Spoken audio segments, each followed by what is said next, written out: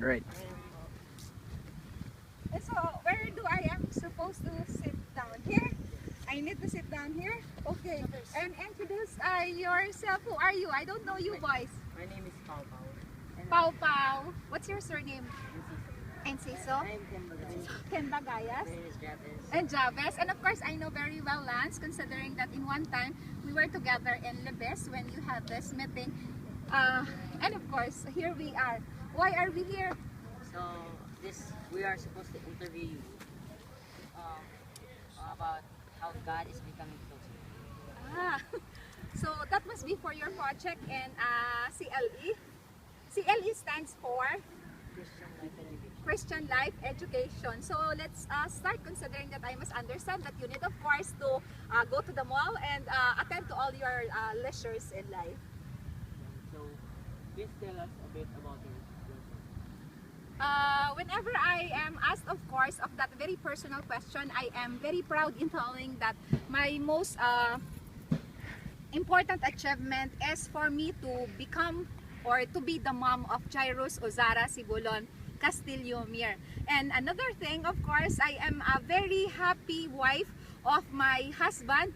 We were then sweethearts as early as when we were in second year high school. So you just need to count 2 more years for you, and just the same, you'll be having your own sweethearts then. And of course, I would be very proud in telling that I am the most outstanding judge of the Philippines for 2014. I am the Supreme Court Judicial Excellence Awardee for most outstanding Metropolitan Trial Court Judge. But now I am promoted as Judge of Las Piñas for Branch 275. I also studied law at San Beda College, and of course I also studied at Vienna, Austria, and also at Harvard University at Boston, Massachusetts in the United States of America. So at this point in your life, how will you describe your relationship with God? No amount of words could then describe my relationship with God. It is just that I am really delighted, and I really treat Javes, God, as our light.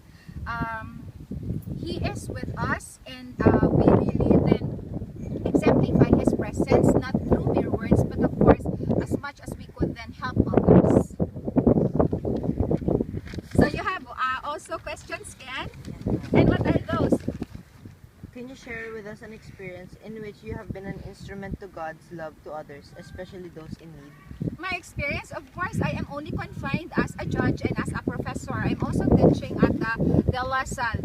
So whenever parties then litigants confront me in my court, I must be very mindful, and I am of course not unaware that I must be very protective not only of the interests of the complainants, but of course the interests of the accused. There is what we call as the right of the accused to confront the witnesses against him and everything. So it is not really giving justice only to the rich, to the strong, or to the most influential, but of course even giving protection, and of course protecting the interests of our accused with the vast resources of the state in then prosecuting accused. He must be really accorded with that constitutionally ensconced right. Like for instance, in matters of rape, would you know, if the court is confronted with a crime of rape, there would be this rapist and of course the rape victim. Not so much that the court would be according so much interest with respect to the rape victim. There is that equal treatment and equal obligation on the part of the court through the judge then of according so much protection for the interest of the accused. So I must make sure that I would be standing as an arbitrator in a manner that I would be impartial, not that I'll be influencing one party, not that I'll be then treating another party with so much of favor. But of course, I must really make sure that I'll be doing justice to both of them, not only to the complainant, but of course to the accused as well. Okay, ma'am. So far, what is the greatest trial or obstacle in your life, and how did you experience God's presence during this time of trial? You look so serious, Ken. And of course, how much I would want really to cry, not so much of this hit, but of course, more so of our experience. Don was only 7 years old during that time when his dad intended to buy this 23 million worth of building. So we made a down payment of 7 million and we intended to utilize the very business of the former owner as our business. Not to our expectation, they declined and they refused for us then to utilize that business. And so we didn't have the money to pay the full purchase price of the building. We didn't have the people there, considering that they ejected our people in the building. We didn't have the money. His dad was unemployed, considering that he was a former president of this recruitment agency until he decided to have his own. But of course, we could not make business, we could not start a business in that building because the former owner then denied entry of the building, considering that we were not able then to pay the whole of the purchase price, the full purchase price. We then experienced living in what we jokingly refer to this time as the Venice. Talagang mahirap pa kami sa daga. Kasama namin yung mga daga doon. You can count the mice. Siguro, they are not mice. They were actually rats. They were actually rats. And during that time, I was an employee of the Supreme Court and I was also teaching. Could you imagine the flood water? It rose as high as the shoulder level or the waist level. That is how worse the place was. But we imposed upon ourselves in then upholding and in then clinging for Him, for God. We have this consolation that everything will pass. That no exception, no person could then claim that he will be an exception when trials came.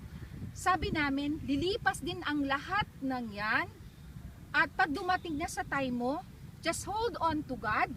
At sabi namin, matatapos din ang lahat-lahat ng yan.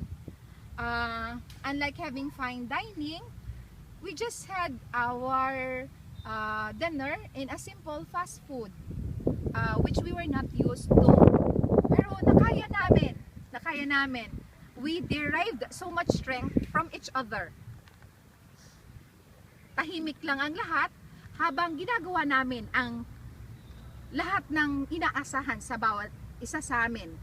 Don was studying, my husband was trying then to be employed and to do business, and I confined myself in being a judge during that time. I was already judge of the Metropolitan Trial Court of Manila during that time, until the burden was done. And we are now, of course, living in the 23 million worth of building, and of course, it is just in front of an Ayala property. It appreciates very well, and we are contently living in that building now. If not in holding unto Him, we must really believe we could not then surpass, we could not then overcome that burden. That is the greatest obstacle, the greatest test of our life. Okay, ma'am. So, what advice can you give us, young students, as we grow in our faith in God? Ang babata nyo pa, tsaka ang gagwapo nyo, you just need to live very simple. Take those times as if they are all your times. Hinay-hinay lang, galing-galing lang, at magiging successful din ang lahat. So, sa lahat ng gagawin, just hold on to Him. So, lastly, who is God for you? As I reiterate, no amount of words, of course, could then explain and could then describe God for me.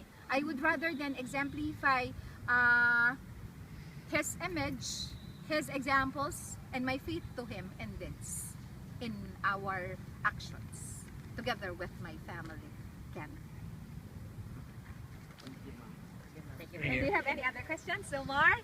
Thank you very much for the opportunity. Thank you very much for the opportunity. Thank you. And thank you, Dawn.